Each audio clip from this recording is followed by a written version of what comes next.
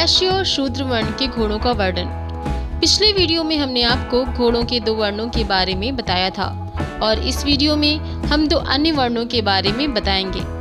वैश्य वर्ण के घोड़े का वर्णन। जो घोड़ा सिमटी सी सूरत वाला हो, मलिन मन वाला हो, जो तंग या कसन जो चमड़े की बनाई जाती है उसको कसते ही दुखी हो जाता हो, जिसका शरीर कांपने लगता हो, जो हमेशा सवार के अधीन रहता हो, क्रोध करने से डर जाता हो, भीड़ से झिझकता हो और भयभीत रहता हो, जो चाबुक मारने से ही दौड़ता हो, मंद गति वाला हो, जो जल्दी जल्दी ज़्यादा दूर तक नहीं चल पाता हो, जो आराम से चलता हो, जिसको तेज दौड़ना पसंद नहीं हो, जो अच्छे भोजन को खाते रहे, जो थोड़े और खराब भोजन को ना खाता हो, जो घोड़ियों को पसंद करता हो और उनको देखकर हिनहिनाता हो, जो मारने पर ही सीधा चलता हो, मोटी चमड़ी का हो, जिसके पसीने से घी के जैसे या बकरी के जैसे गंध आती हो, जो होठ से पानी पीता हो,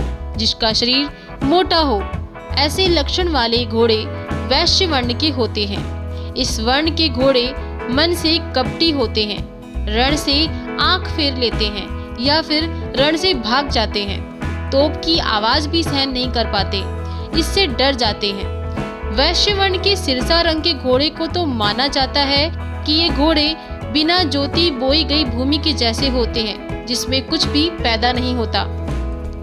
शूद्र वर्ण के घोड़े का वर्णन।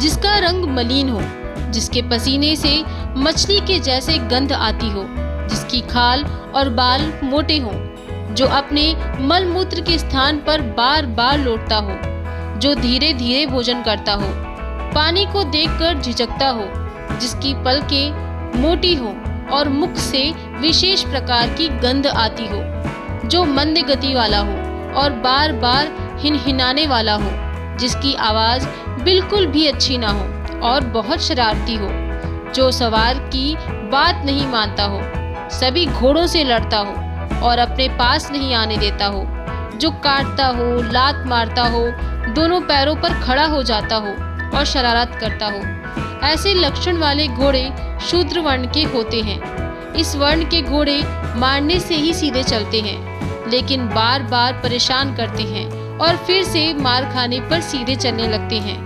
ये चाहे किसी भी रंग का हो पर मलिन हो जाता है। ऐसे घोड़े शूद्र वर्ण के होते हैं।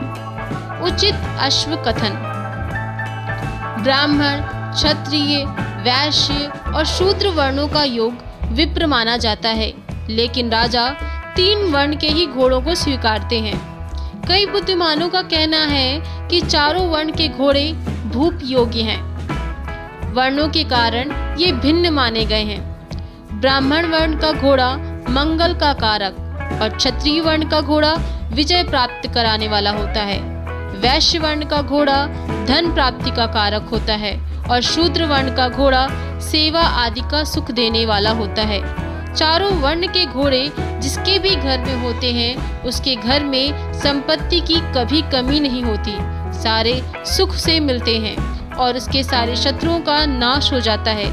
सभी घोड़ों में सभी लक्षण नहीं होते, एक आदि लक्षण होता है जिसके द्वारा उसके वर्ण को पहचान लेना चाहिए। सारे देशों में चारों वर्ण के घोड़े पाए जाते हैं। जिस देश में जो विशेष कहा है उसको वैसा ही गुण संपन्न समझना चाहिए।